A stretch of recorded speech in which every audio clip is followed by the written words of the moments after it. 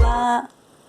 Olá, meus amores, tudo bom com vocês? Hoje nós estamos entrando no nosso quarto estudo da abinha Eu e a Família. Mas antes de nós estarmos entrando nesse estudo, que é a maior bênção, não se esqueça de se inscrever aqui embaixo e de também estar deixando o seu like aqui para nós, porque isso nos ajuda muito com o crescimento do canal. Comente também aqui embaixo se você gostou do estudo, se você gostou do que estava acontecendo, deixa ali um coraçãozinho para mim saber que você tem gostado. Eu tenho cuidado dos comentários de vocês e isso me ajuda muito, muito, muito. Então hoje o nome do nosso estudo é Maior Bênção. E o livro base desse estudo é Mulher Segundo o Coração de Deus, no capítulo 15, da autora Elizabeth George. Então nós vamos estar hoje entrando nesse estudinho. O que é a nossa maior bênção? Agora deve estar passando 1001 coisa na sua cabeça para você entender o que é essa maior bênção. E essa maior bênção que foi nos dado é governar a nossa casa. Isso mesmo, mulher. Governar, isso foi uma bênção que Deus nos deu. Significa ser a cabeça de uma casa ou dirigir uma família, orientar o lar, gerente da casa.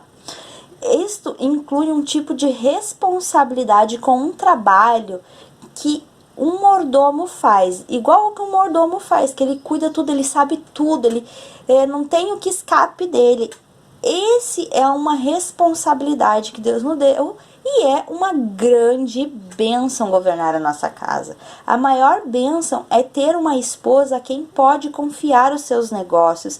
Isto é o que significa governar a casa. É o seu marido saber que ele pode trabalhar e que você vai estar cuidando daquilo que vocês estão construindo junto. E você vai estar ali administrando com carinho, zelando, como a gente falou no outro estudo, transformando a casa num lar. Então a maior bênção é o seu marido saber que você tem uma esposa que pode confiar e que ela vai estar ali governando a sua casa, cuidando daquela casa para que ela se torne um lar aconchegante. Sim, mas como fazer isso? Como uma mulher irá administrar sua casa como Deus quer? A administração do lar é o melhor de Deus para nós. Você sempre tem que ter isso em mente, porque a gente acaba sempre menosprezando isso, esse cuidado, estar em casa, cuidar do nosso lar, ter esse chamado. A gente menospreza, mas esse é o melhor de Deus para nós. Decida levar a sério a administração do seu lar. Viva como se tivesse de prestar conta das condições do seu lar e do uso do seu tempo. E realmente, um dia nós iremos prestar contas do uso do nosso tempo, de como administramos o nosso tempo. Então, a primeira coisa que você deve fazer para você começar a administrar o seu lar. Deus está nos pedindo para termos vontade de cuidar do nosso lar. A administração da casa é o plano dele, é o caminho dele, é a sua boa, agradável e perfeita vontade, é o seu ótimo para nós.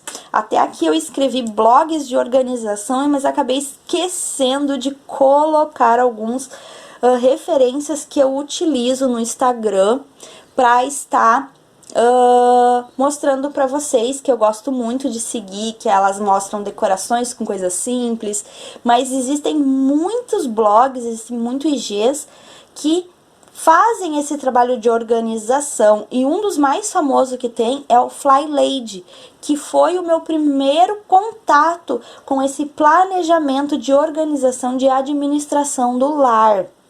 Então hoje eu adapto o Fly Lady para mim, porque eu não tenho condições de fazer tudo, porque nem todo dia eu vou estar apta para fazer do jeito que elas botam, mas é excelente aquele trabalho que elas fazem de administração. Então, a primeira coisa que você tem que querer é realmente querer cuidar do seu lar. Se você não quiser cuidar do seu lar, ninguém vai fazer com que você cuide do seu lar.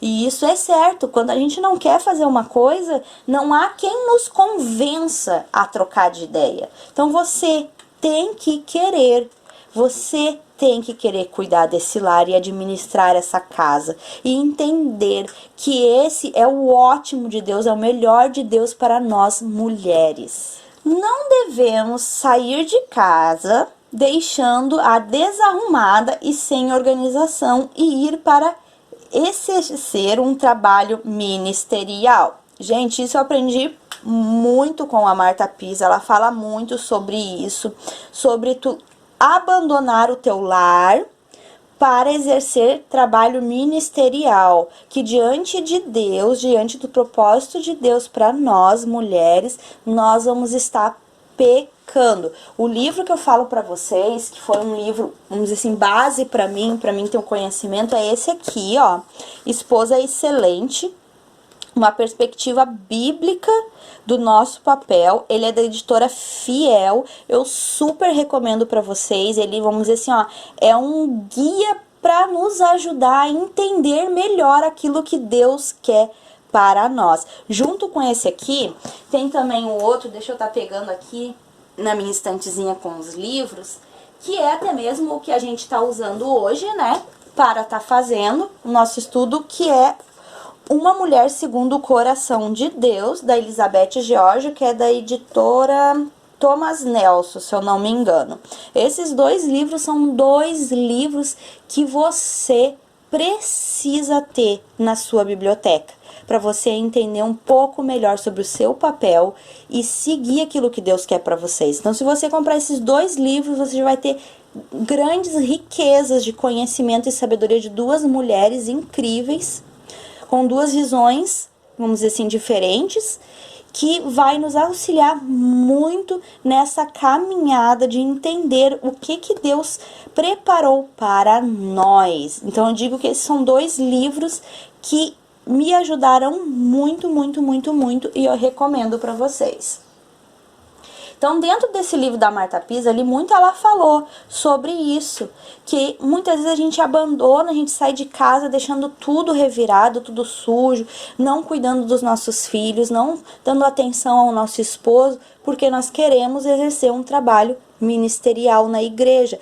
Não é errado, com certeza não é errado você saber organizar o seu tempo, saber administrar o seu tempo para poder fazer todas as coisas. Deus utiliza a administração do lar como um treinamento para a nossa atuação na igreja. Então, esse é o segundo passo para nós começarmos a ser uma bênção dentro da nossa casa. Nós temos que entender que a maneira como mantemos nossa boa relação pessoal com Deus, nós precisamos entender que a maneira como mantemos nossa boa relação pessoal com Deus, a maneira devota com que amamos nosso marido e nossos filhos e quão efetivamente administramos a nossa casa, indicam quão bem administradores seremos de um ministério. Então, se você não sabe administrar o seu ministério do lar, com certeza você não será um bom administrador ou um líder de um ministério. Então, nós temos que entender isso, que há tempo para todas as coisas. Então, nós temos que aprender a administrar o nosso lar, cuidar daqueles que Deus nos deu para cuidar, para depois conseguir fazer as nossas outras coisas que nós gostamos de fazer. Que nem ali a Marta Pisa, ela não diz que é errado você ter um ministério na igreja. É louvável você ter um ministério na igreja, ajudar os seus irmãos na fé.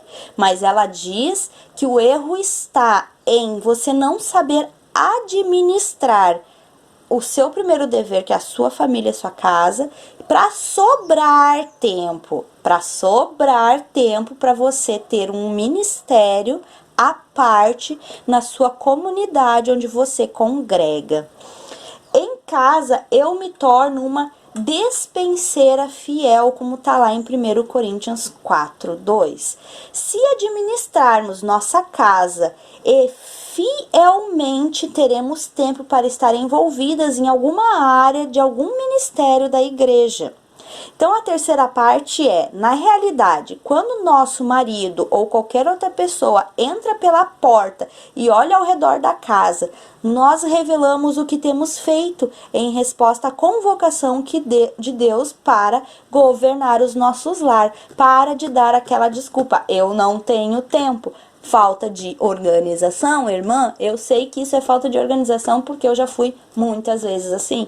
Por não me organizar, eu deixo as coisas acumular e assim vira uma bola de neve. Então pegue comigo a sua Bíblia, abra lá em 1 Timóteo, vamos juntas. Essa aqui é a minha Bíblia de Bible Journal, que faz tempo que eu não faço, que eu tenho dado prioridades para outros estudos.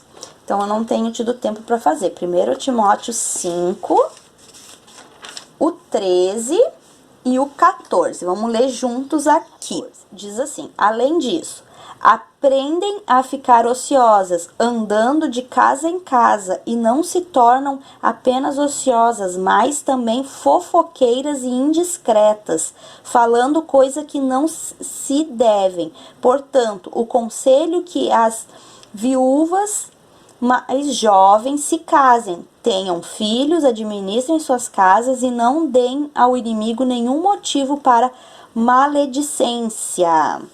Então, o que é que está falando nesse versículo? Por que dessa declaração em Timóteo? As mulheres estavam com seu comportamento indisciplinado. Aquelas mulheres ali, como a gente viu, que eram viúvas mais novas, que poderiam se casar de novo. Então, ali, Timóteo levou uma correção. Por quê? Porque ao momento que você é indisciplinada, você leva as pessoas de fora da igreja, as pessoas que não conhecem a fé, a pensarem e a falarem mal do cristianismo. Então, você tem essa responsabilidade também, que você deve cuidar a forma como você age, porque senão você vai estar envergonhando a palavra de Deus.